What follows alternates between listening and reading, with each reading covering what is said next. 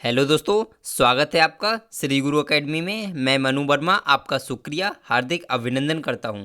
दोस्तों, आज का टॉपिक है संस्कृत विभक्ति पार्ट 2। दोस्तों, इससे पहले मैंने आपके लिए पार्ट 1 करा दिया है। यदि आपने उसको नहीं देखा है तो आप उसको देख लीजिए। चैनल को सब्सक्राइब कर लीजिए यदि आप पहली बार वीडियो देख रहे हैं तो। और चलिए स्टार्ट करते हैं, लेकिन कॉपी पे ले लीजिए दोस्तों, क्योंकि मेरी आपसे एक ही विनती रहती है कि आप जब भी वीडियो देखें तो कॉपी पेन लेकर ही देखें, क्योंकि उससे आपकी सारी चीज़ें आपके माइंड में एकदम से सेट होती जाती हैं। ठीक है, तो यहाँ पर बात करते हैं दोस्तों। सबसे पहले अगर मैं बताऊँ, इससे पहले मैं आपके लिए जो पार्ट 1 कराया उसमें मैंने आपके लिए प्रथमा विभक्ति, द्वितीय विभक्ति, तृतीय विभक्ति आपको फुल डिटेल में और ट्रिक के साथ मैंने आपको कराया था। बहुत ही सिंपल लैंग्वेज में कराया था, लेकिन क्वेश्चन यहाँ से बनता है कि विभक्ति की संख्या कितनी है, तो आप कहोगे 7 है। विभक्ति की संख्या 7 है दोस्तों, लेकिन क्वेश्चन ये नहीं आता। ये तो आता ही है, लेकिन इसके अलावा एक क्वेश्चन ये आता है कि विभक्ति कितने प्रकार की होती है, तो आप कहो विभक्ति 2 प्रकार की होती है। कौन कौन से, तो उसको देखने के लिए आप वीडियो को देख लीजिए। ठीक है दोस्तों, वो आपके लिए बहुत बेनिफिशियल वीडियो है दोस्तों। ठीक है, तो यहाँ पर जब चतुर्थी विभक्ति की बात करते हैं तो इसमें एक पहचान हम याद रखेंगे, आय और एक की मात्रा, या फिर लास्ट में आय होगा या फिर एक की मात्रा होगा, तो वहाँ पर हम चतुर्थी विभक्ति लगा सकते हैं। ठीक है, 99% आपका सही होगा। ठीक है, अगर हम दोस्तों बात करते हैं इसके सूत्र की, तो इसका सूत्र बहुत बार एग्जाम में पूछा जाता है कि यह सूत्र किस विभक्ति का है। आपको सूत्र दे दिया जाएगा और पूछा जाएगा यह सूत्र किस विभक्ति का है। तो यहाँ पर आपको इस सूत्र को याद रखना पड़ेगा। सूत्र आपका क्या है, ये है दोस्तों, आप इसको पढ़ सकते हैं। देखिए, संस्कृत में क्या होता है दोस्तों, बहुत बड़े बड़े शब्द होते हैं, आपको पढ़ने में बहुत सारी प्रॉब्लम्स हो सकती हैं, तो उसको पढ़ने के लिए थोड़ा थोड़ा तोड़ तोड़ कर पढ़िए दोस्तों, जिससे आपको याद हो जाए। ठीक है, जैसे कर्मणाय मभि प्रैतिस, कर्मणाय मभि प्रैतिस। तो अब इसको जब आपने इसको बोल दिया तो आप धीरे धीरे धीरे धीरे आप इसको एक ही वर्ड में बोलना शुरू कर देंगे, जैसे कर्मणाय मभि प्रैतिस, कर्मणाय मभि प्रैतिस। ठीक है, हो गया ना एक ही बार में। संप्रदानम, बस दोस्तों 2-3 बार आप बोलेंगे, आपको ये चीज़ याद हो जाएगी, ये सूत्र आपको याद हो जाएगा, और याद होना चाहिए क्योंकि यहाँ से एग्जाम में क्वेश्चन बनता है। तो यहाँ पर एक चीज़ याद रखेंगे कि दान आदि के द्वारा कर्ता जिसको प्रसन्न करता है उसकी संप्रदान संज्ञा होती है। कहने का तात्पर्य यह है, कहीं पर भी आपको सेंटेंस में यानी कि वाक्य में ऐसा दिखे कि कोई किसी को कोई भी चीज़ दान में दे रहा है, कोई भी चीज़ दे रहा है, गिफ्ट कर रहा है, तो वहाँ पर आप क्या करोगे, वहाँ पर आंख बंद करके दोस्तों चतुर्थी विभक्ति मार देना दोस्तों, आपका 1 नंबर फटाक से आपकी झोली में गिरेगा। ठीक है दोस्तों, तो यहाँ पर इसको ध्यान रखेंगे। जैसे मैंने आपके लिए एग्जाम्पल लिया हुआ है, सा भिक्षुकाय वस्त्रम ददाति, सा भिक्षुकाय वस्त्रम ददाति, वह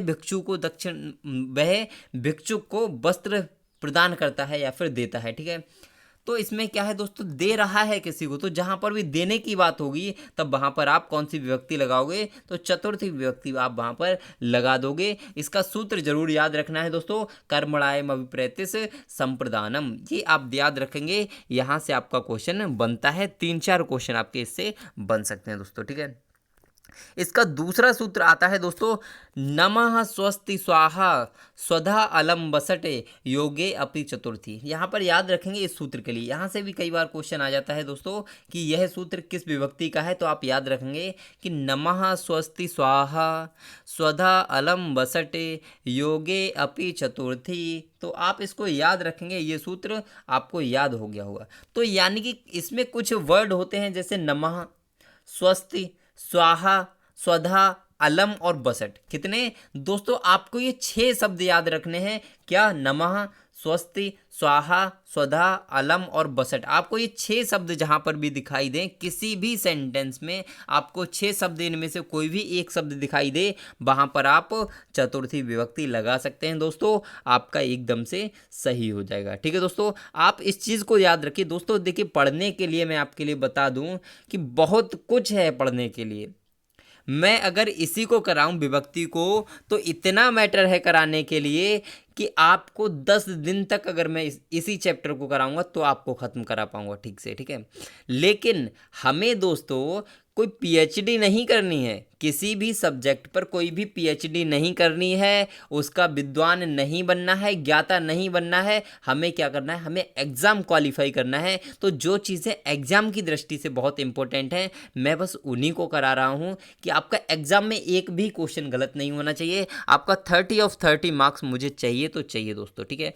आप मुझसे जितनी मेहनत करवाना चाहें करवा सकते हैं, लेकिन मैं जितना करा रहा हूँ आपको भी उतना करना पड़ेगा दोस्तों, ठीक है। गारंटी मैं लेता हूँ पास होने की गारंटी आपसे मैं लेता हूँ, ठीक है। चलते हैं दोस्तों, अगला देखते हैं। एक और इसमें सूत्र आ जाता है, इस सूत्र को भी आप याद रखेंगे। स्पृहरिसितम रुच्यर्थानाम प्रमाणः।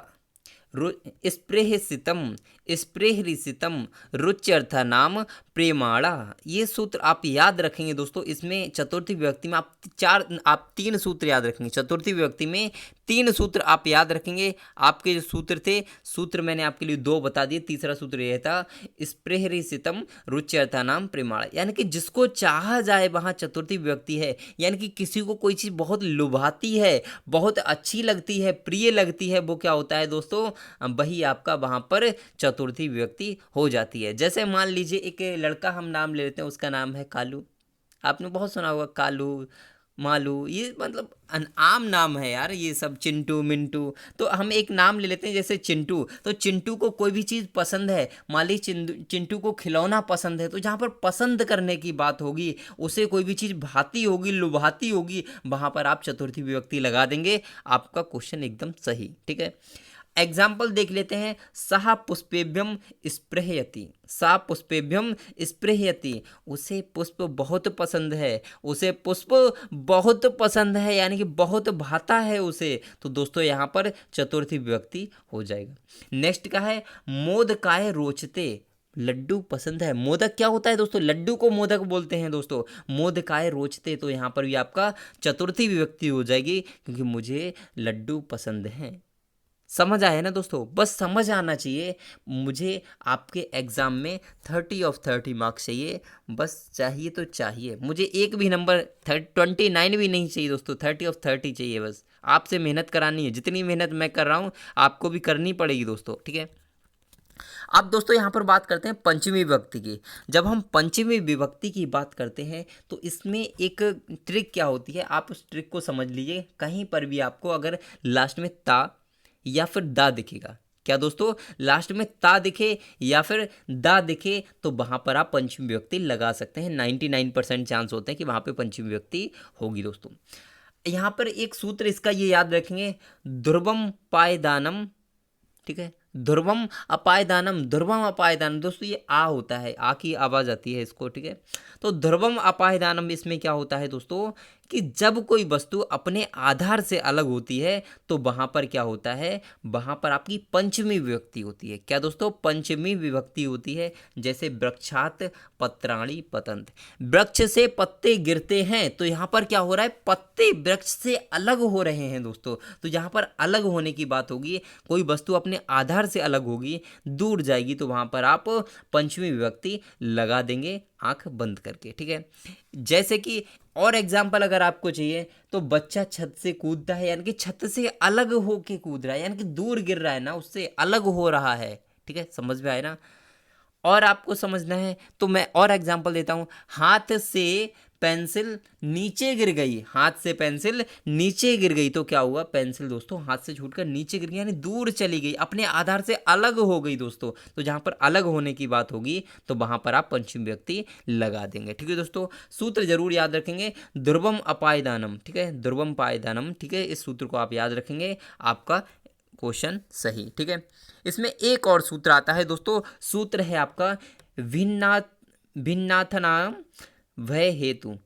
भिन्नाथ नाम भय हेतु, भिन्नाथ नाम भय हेतु, 2-3 बार इसको बोलेंगे दोस्तों। भिन्नाथ नाम भय हेतु, ये आप 2-3 बार बोलेंगे, आपको याद हो जाएगा। भिन्नाथ नाम भय हेतु, भिन्नाथ नाम भय हेतु, आपको याद हो गया होगा, ठीक है दोस्तों। तो यहाँ पर दोस्तों अगर हम बात करें तो इसमें क्या होता है कि जिससे डरा जाए या जिससे रक्षा की जाए वहाँ पंचमी विभक्ति होती है। जैसे कहीं पर भी बात हो कि मुझे किसी चीज़ से डर लगता है, मुझे चोर से डर लगता है, मुझे राक्षस से डर लगता है, मुझे तुम से डर लगता है, मुझे चिंटू से डर लगता है, मुझे मिंटू से डर लगता है, मतलब किसी से भी अगर डरने की बात होगी तो वहाँ पर क्या होगा दोस्तों, वहाँ पर आपका पंचमी विभक्ति होगी। ठीक है दोस्तों, समझ आया ना, समझ में आना चाहिए। जैसे चोराद भवेति, चोराड चौराद विभेति, यहाँ पर आप इसको ध्यान रखेंगे। चौराद विभेति में क्या है दोस्तों, पंचमी व्यक्ति है।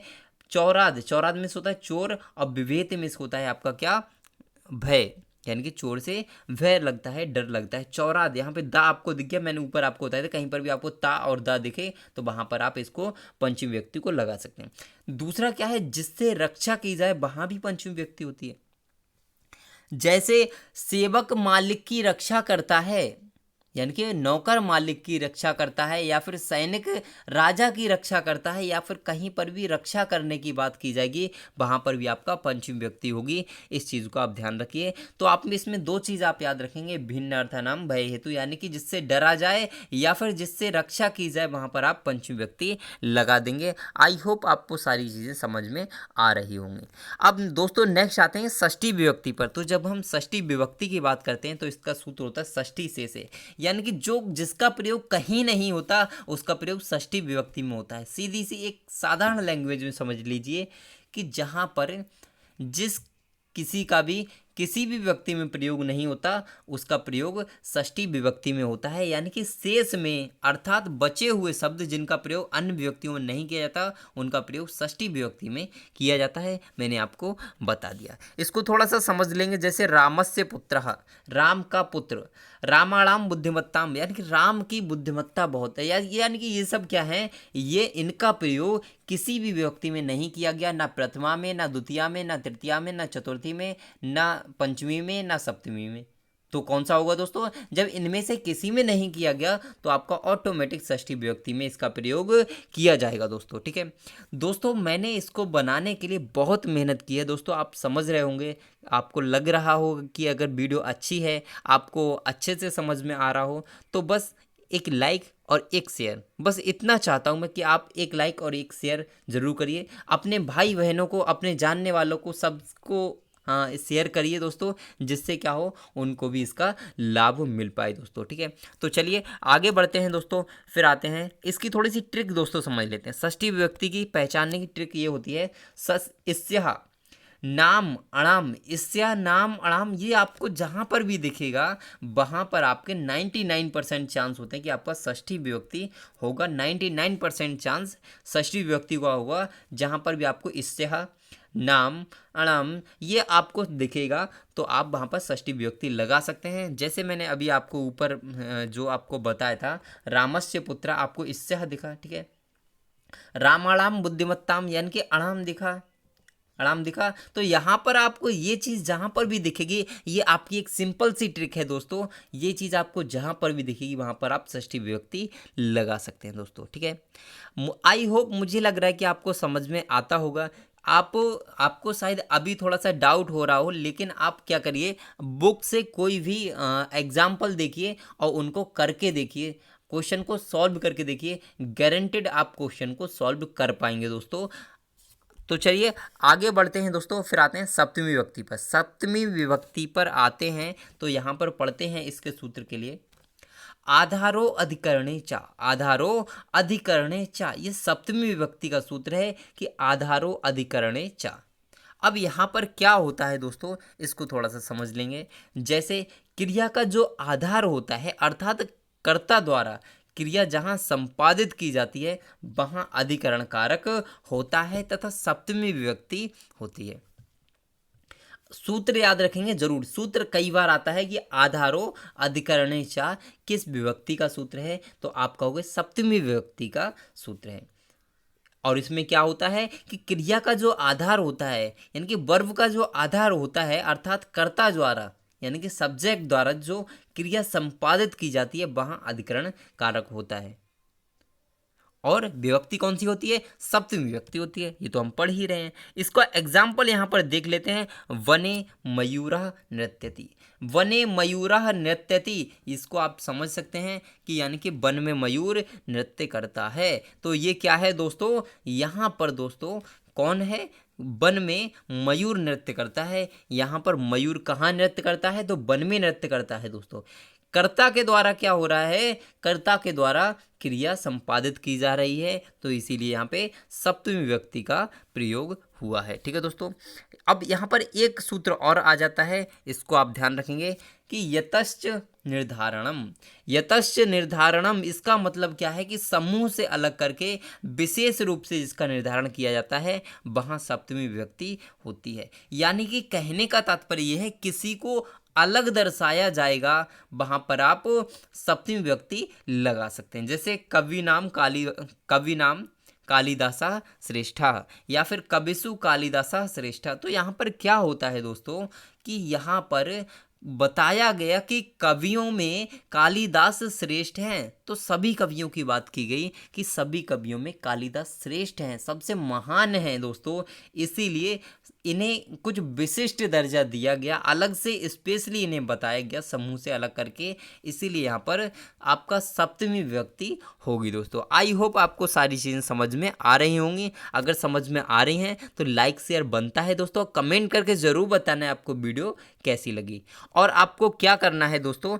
आपको अपने भाई बहनों को शेयर करना है दोस्तों, जिससे कि उनको भी इसका लाभ मिल पाए। और दोस्तों मैं आपसे कभी ये नहीं कहता कि आप बस किताबों में घुसे रहिए। मैं आपसे ये कहता हूँ कि हमेशा जब भी पढ़िए एकदम से फ्रेश माइंड में पढ़िए और कंसंट्रेट करके पढ़िए। जब भी आप किसी भी काम को करें तो ओनली फोकस आपका कहाँ होना चाहिए? बस उसी काम पे होना चाहिए। अगर आप कहीं भी खेल रहे हैं तो आपका फोकस उस खेल पर ही होना चाहिए। यदि आप पढ़ रहे हैं तो आपका फोकस पढ़ने पर होना चाहिए। यदि आप संस्कृत पढ़ रहे हैं तो उस टाइम केवल और केवल संस्कृत पर फोकस होना चाहिए। और मैथ पढ़ रहे हैं तो ओनली मैथ पर फोकस होना चाहिए। बस यही कहता हूँ दोस्तों मैं। तो एक बार फिर से आपसे कहता हूं कि दोस्तों अगर वीडियो अच्छी लगी हो तो लाइक शेयर और सब्सक्राइब बनता है, बेल आइकन को प्रेस कर दीजिए। और बस यही है कि खुश रहिए, मस्त रहिए और पढ़ते रहिए। तो आज के लिए बस इतना ही, फिर मिलते हैं एक नेक्स्ट वीडियो में नेक्स्ट टॉपिक के साथ। तो जय हिंद।